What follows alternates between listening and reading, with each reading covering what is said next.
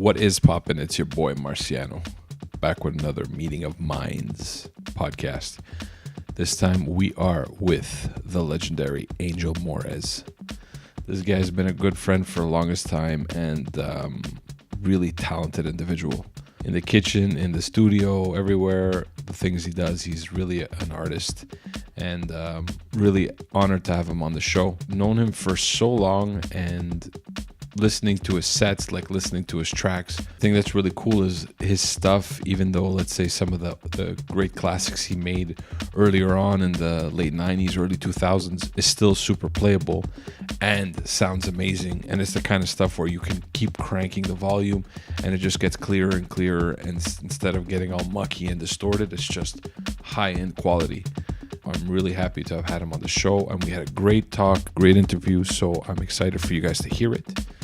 Also, if you are a YouTube advocate, whether you're a watcher, user, whether you're a heavy user or just getting started, go to tubebuddy.com/Marciano and have a look at what they have. It's really, really an amazing site that gives you so much analytics.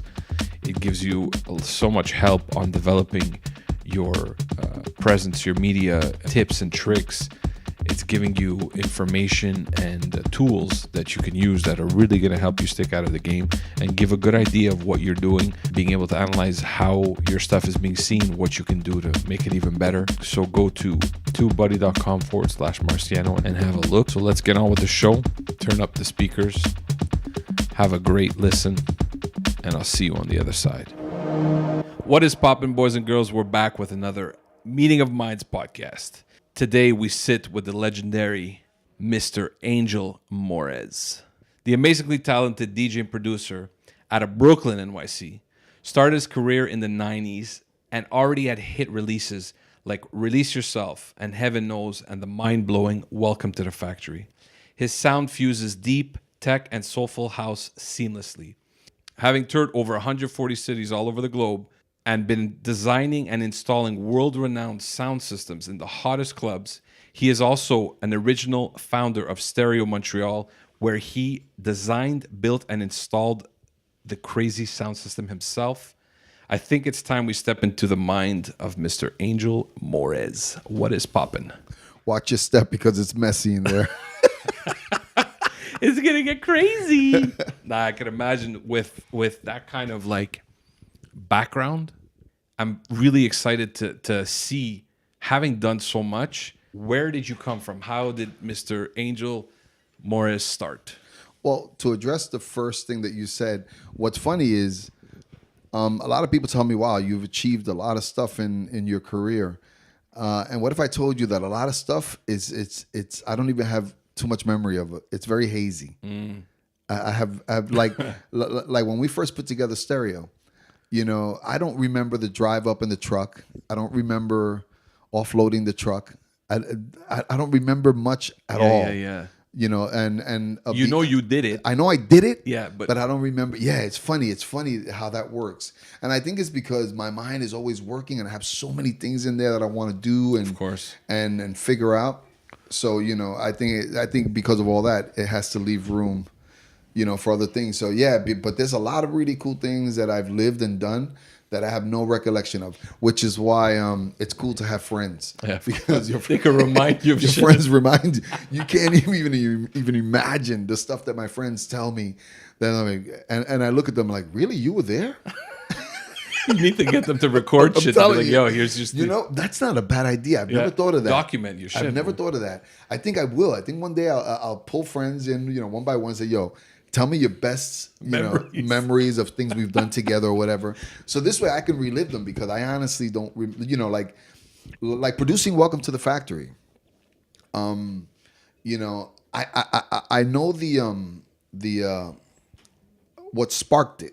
Yeah, which you is, know, what sparked it. Well, okay, I was in the studio. I had blocked out a 6-hour block, which that's what we used to do, boys and girls, before we all had our own personal studios. Yeah. We would rent studios, and it was expensive. My studio used to cost me the studio I used to work out of. Yeah. Used to cost me $150 US an hour. So you had to shake your and shit. I think that's important even today. Yeah. I really do. Skin in the game. If people had to, if you had to Yes. put your own cojones, so to speak, Yeah. into what you're doing, you would be much more efficient and much Yeah. more productive. Yeah, because other than that, you're at your house. You're like, oh, fuck it. I'm going to go grab some pizza. Exactly. I'm going to go whatever. I'm gonna go have a cup of coffee. Yeah, You yeah. know, I'll take a break. Yeah. No, when you block out time in the studio, there's no such thing as break. You know, there's like, So you true, man. get in there to work. And this is why I've always had most of my studios outside of my house. Because I like the fact that I have to leave and go do something. Yes. Because I don't like the word work. No. You know, even though I probably work more than a lot of people, but I don't like that word. Yeah. Because for me, it's a way of life. Yeah. Yeah. You know, I heard John Lasseter, who's the president of Pixar, Yeah. say a quote one day. He says, "Do what you love because you'll never work a day in your life." Yeah. And I fell in love with that. Yeah, of and course. so I hate the word work. Yeah. But I think it's imperative, you know. And anyway, so I blocked out a 6-hour block, and I went in there, and after 3 hours, nothing was coming out. I mean, like total. Man, and you block. know the meter's going, boy. Yeah, yeah, total mental block and frustration because I know I'm like, yo, you got to pay for this no matter what. Yeah. You know, total block, total mental. You know, and I had some good sounds and some good samples because back then, if you really like the sound, what we would do is that we would sample it with an Akai. You know, and then replay it on the keyboard. Wow. So I did that, and I had a pretty good groove going, but it sounded very marching bandy. It didn't flow, you know. So I told Mac, who was my programmer engineer at the time, and he owned the studio. I said, "Listen, dude, let's just call it. I'll pay you the 6 hours. I got nothing. Yeah, fuck it. I got nothing." And I think this was a Wednesday or Thursday. And then that Saturday, which I rarely ever did, I went to the Original Sound Factory, to Junior's Original Sound Factory. I think it was Manny who called me and said, "Yo, let's go out." I figured, what the hell, let's go out. And I had never really heard Junior. You know, I heard about him, and I had been there a few times, and I stayed for an hour and a half. But I had never really sat there because, in my opinion, you don't know what a DJ is capable of until you hear them play a good 6-8 hour set. Mm-hmm. You really don't. Yeah. Because anybody can blow a room up in 2 hours. Yeah, yeah. You know, anybody has 2 hours of peak Bombs. Of bombs. Yeah. You know, in my opinion, that's bullshit. Yeah. You know, can a DJ who can really play for 5 or 6 hours and really Create a story. Yeah, and also make you say, "Wow, that was an amazing display of music." Yeah. To me, that's a DJ. Yeah. Anyway, so I got there about 3 a.m, and I ended up staying in there till 1 p.m.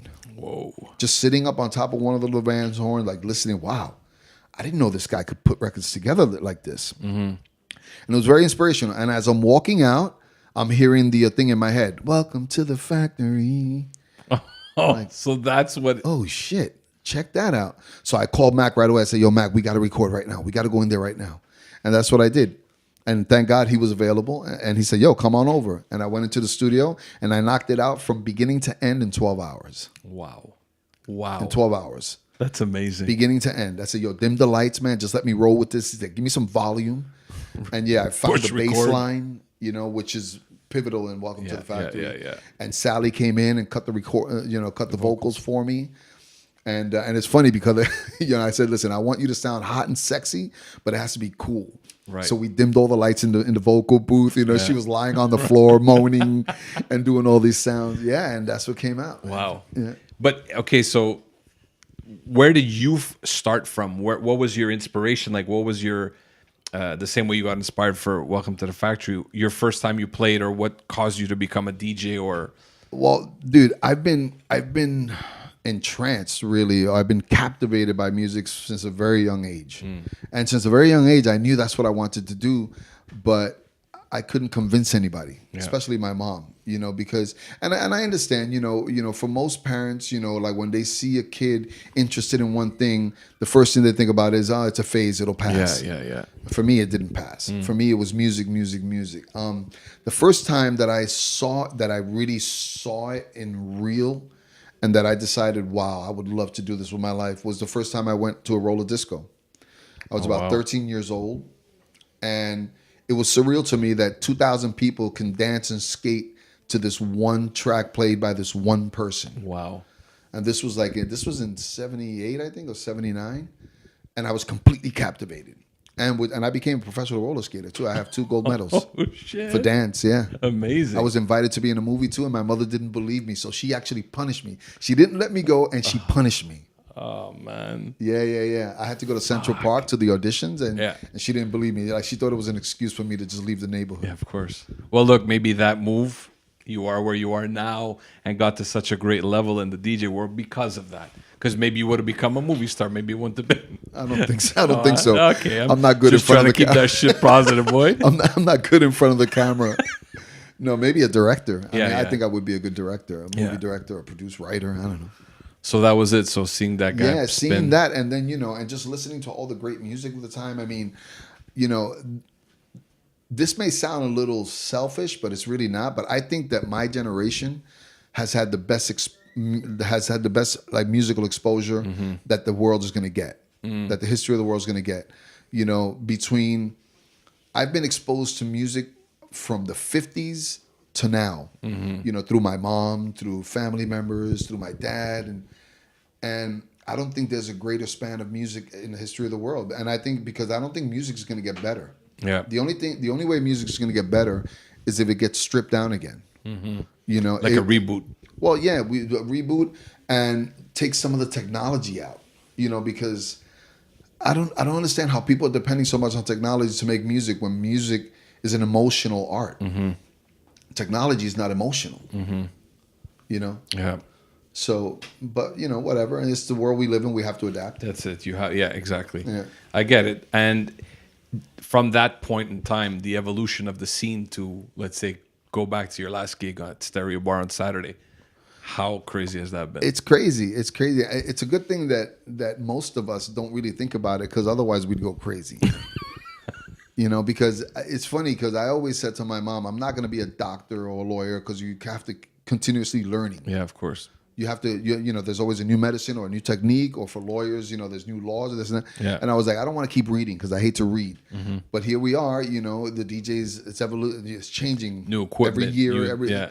And you got to keep learning it. But, I don't know. I think I have a little bit of a attention disorder with that stuff. I just don't understand why you got to keep changing shit all the time. Can we have it for at least 5 or 10 years and then maybe do a, but I think people want quicker and quicker results in everything they do. Yeah, but you know what? Just because it's new, it doesn't mean it's better. And we were just talking about that when it comes to DJs. Yeah. Like there are new DJs today that probably work a lot more, have more gigs than you or I, just because they're new. And just because it's new, it doesn't mean it's better. They're new and it's fresh and that's nice. But I think people like you and I still have a lot to contribute. Yeah. And we could do just as much damage as anybody new, or if not more. But for some people, for some reason, people, especially today, people, are so fixed in the fact that if it's new, it has to be better. Yeah. And that's not true. That's not true at all. I think I agree 100%. I find that definitely I like the fact to keep it open that everyone has a chance to do what they need to do. Yeah. It's what you do after that. Are you sticking in the game? Are you 100% committed and giving 150% of your efforts to building what you believe in, either producing, either any sort of content creation, or just giving back to the community that you love so much? Well, that's another problem. And I agree with you 100% on that. I mean, I think that there's a lot of people that in this business that just take and don't give anything back. Right.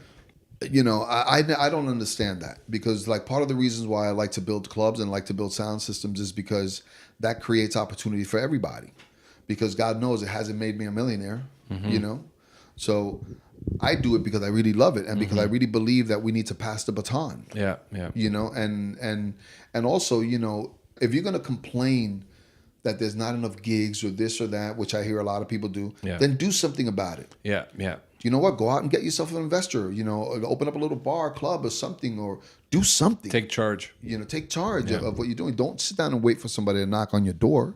And you know what? A lot of people play the victim to that. Don't even get me started on that. Okay. Man, I hear so many people with chips on their shoulders that I feel like going to get the salsa and guacamole. And they can start dipping their shit. Yeah, here, man. Why don't you take that chip and dip? Yeah, I get it. I'm serious. I hear so. I'm like, yo, man, why don't you take that chip off your shoulder? Yeah. You know, dust off your shoulder and go do something about it. Yeah. But you know, most people don't think like that. Like, most people want to be spoon fed, and in my opinion, that's bullshit. Yeah. You know, there's no spoon feeding. You know, go out You and got get to earn it. it. Yeah. Yeah. I agree. Where did you learn how to produce? To be honest with you, the only person I can actually give credit, well, two people actually, is the person who first introduced me to a recording studio, which is the great Victor Simonelli. Oh. You know, yeah. I owe my career to you, Wops. You believe that?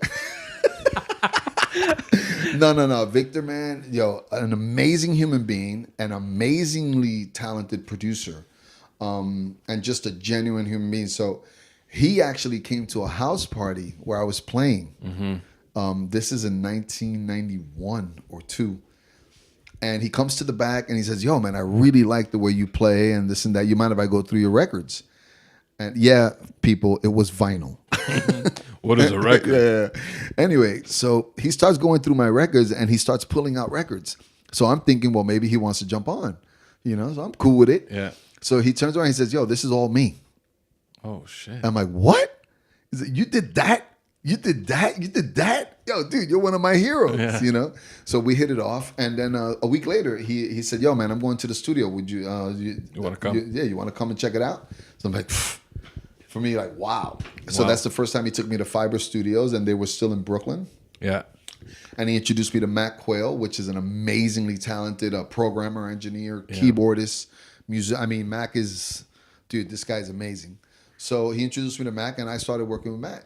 And I started doing my own thing. And and ironically enough, Victor and I have never done a record together.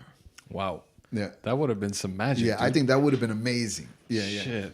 Yeah, because Victor has, I mean, I always tell him, yo, you're the blackest Italian I've ever met. Dude, Victor's got soul to spare. He's got that funk soul. It's inside of him. It's great. Yeah, for sure. Yeah. And let's say going with that tip about, you know, there's a lot of always constant discussion about ghost producing. And you have tons of people who are like, you know, like you need to make the track yourself in order for it to be real and then all this shit. So my question to you is, given the game where it's at now, where's your thought process with that? Like, do you need to make the track yourself 150%? Or if you work with an engineer, like if you know what you want, but maybe you don't have the skills and you're working with an engineer, is it just as good? Okay, well, here's the, you know what? If we have time, I can elaborate a little on this. It really depends on how you look at it. You know, when you come from a place where you know the meaning of a producer. Yeah. You know, like for instance, like someone like Quincy Jones, you know, who in my opinion is the uber genius of music. Quincy Jones is a producer, first and foremost.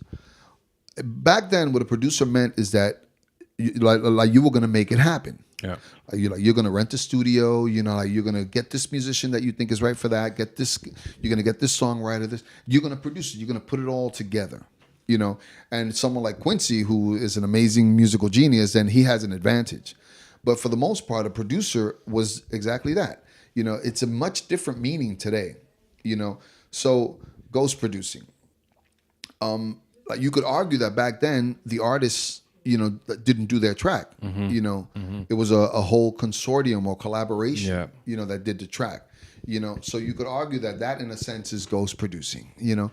But that wouldn't be true. For me, in today's world, I could never put my name on a track that somebody else produced. But that's just me, you know, and simply because I see it from another angle. You know, it's all money today. Yeah. It's all money and popularity. And you know? speed. Yeah, and speed. You know, like some, you know, I've heard and I've seen of some DJs that prepare for a gig by going to the gym.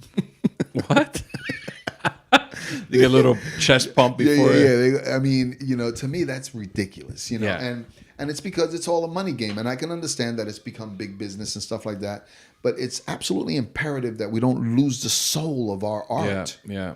Keep invested in it. Yeah, because if we lose the soul of our art, then it won't be art anymore, because art comes from the soul. No matter what it is, you know, painting, a great movie, the greatest movies in history, I can comfortably say on behalf of some of those people, they didn't do it for the money. The end result was a lot of money. Yeah. But it's because the soul of why they did it came through. Yeah. They weren't chasing the money. And there was an alchemy between their work and the audience. And that's why they made the money. Agree. Okay, with keeping real to the art, what tip or advice would you give to upcoming DJs and producers? Again, that's it's really a point of view. It's really how you want to look at it. I mean, the best way I can answer that question is this. A long time ago, a friend of mine asked me, when they saw that I was starting to pursue my career, they said, yo, ultimately, like, what do you want from this?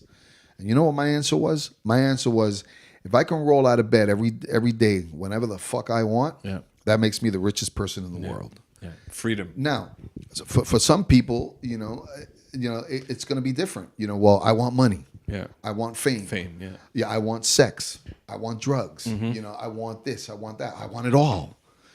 For me, it was always like freedom. Listen, I don't want to. I know what it is to get up in the morning in minus 10 degrees at 4:30 to go work in a construction yard. I don't want to do that. Yeah. And so I told them, I said, listen, if I can roll out of bed whenever the fuck I want, I'm rich. Yeah. And thank God today I have that. So you're saying basically know what your end game is and what you really want. Be true to yourself. Yeah. Whatever, Okay. because if you're true to yourself, that is going to be your guide.